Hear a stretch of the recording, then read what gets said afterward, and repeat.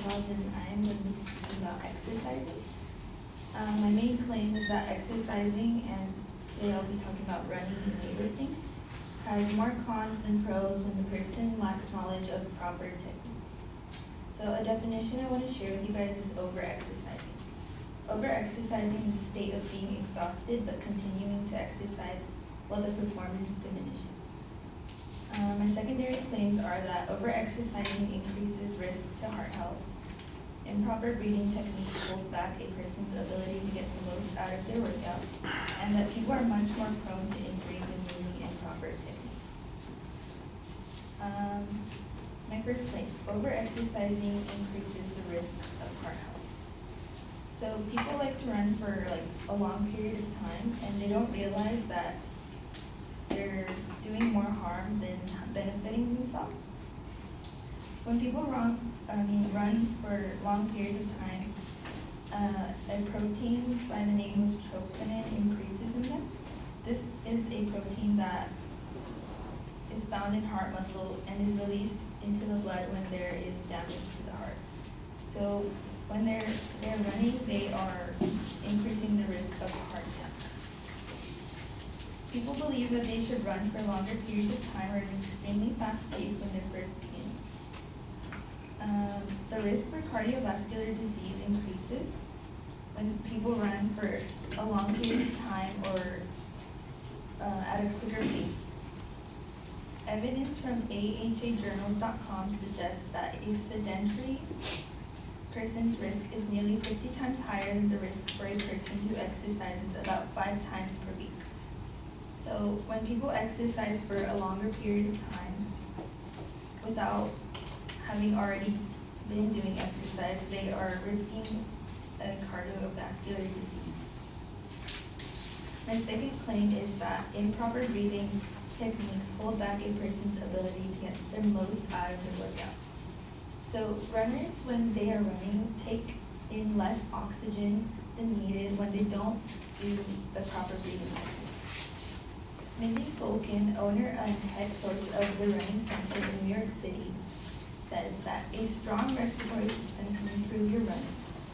It's a simple equation. Better breathing equals more oxygen for your muscles, and that equals more endurance. An athlete cannot endure when using improper techniques because they are not aware that they need to train their breathing and diaphragm. And according to runnersworld.com, researchers from the Center for Sports Medicine and Human Performance at Brunel University found a direct link to runners and breathing. They found that runners whose breathing was most strained showed the most leg weakness, and concluded in their study that the harder the respiratory muscles had to work, the more the legs would struggle in a race. So, breathing through your mouth when exercising results in lightheadedness and dizziness.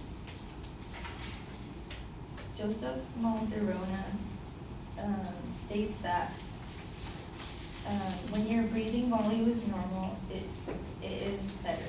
In order to maintain a certain level of carbon dioxide in your bloodstream, people need to be breathing properly. If people exercise and use the proper techniques, they would benefit. As stated in NASM.org, the University of British Columbia researchers performed a systematic review of thousands of respiratory muscle training.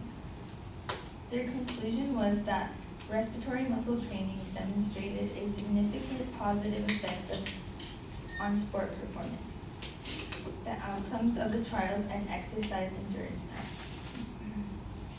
My third claim is that people are much more prone to injury when using improper techniques.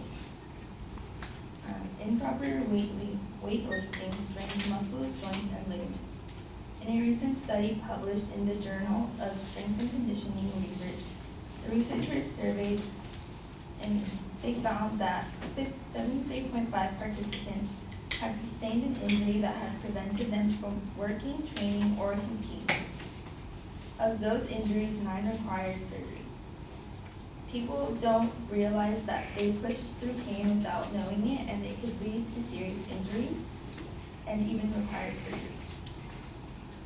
The don't quit and push through the pain mentality can be misinterpreted by many people who aren't aware of the exercises they are performing. A study showed that bodybuilding tends to use slower and more controlled movements as well as smaller loads. In a review by Siu and Fisher, picked up on similar ideas and suggested that these training variables might be important modifying factors for injury and for the general population. I'd like to end this with a quote from Dr. James O'Keefe, a cardiologist in the Mid-American Heart Institute of St. Luke's Hospital in Kansas City. As great as exercise is, it's like a powerful drug, he said. More is better up to a certain dose, but after that there is a point of diminishing returns, and it may actually detract from heart health and even your longevity. Thank you.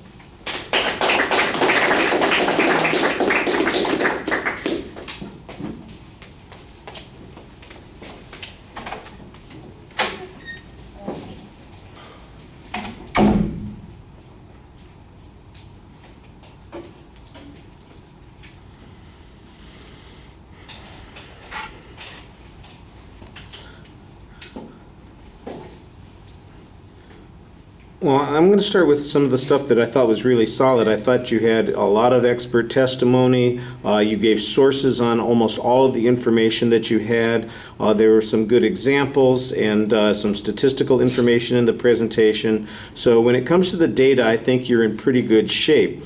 The places that there are some problems have less to do with the data than it does the inferences that you're drawing from that data. I'm not sure how much controversy there is on a couple of the points. The whole second point simply seems like it's a good, reasonable recommendation about learning how to breathe appropriately to get the most out of your workout. I don't know that there's much dispute or controversy about that. It sounds like it's sound advice, and then you give us good reasons to believe that's sound advice. I don't know that anybody says, you don't need to breathe correctly, or breathing's not important, or that there's anything that's problematic about the breathing. So I think that that's a little bit of an issue. On the first point, I think you skip a couple of steps in your inferences. You mentioned the protein that is produced while people are running, and that it's in the heart muscle, but it was not clear to me that this protein is related to having a heart attack, and I didn't see much data that addresses that particular issue. Are runners more likely to have heart attacks than non-runners, or people who passively run? It might simply just be pointing out something that is not factually in dispute as well. I think that that's a little bit problematic. I think your argument really needs to be focused a little bit more on that people are not adequately prepared to do these things. They don't know what they're doing, and they hurt themselves as a consequence of that. That seems to me where the argument is, that sports injuries are primarily a result of a lack of coaching, a lack of training, a lack of knowledge about the subject. That's where I think there's a little bit more controversy on the subject, and that's the place where I think there's information that's lacking on this. One other thing, just as a minor criticism, you have very low eye contact. There's a lot of reading that's going on. You want to do a better job speaking to the audience while you're doing that. And probably you need to practice some of the terminology and pronunciation a little bit, because there's a couple of awkward spots here and there. All right, thank you.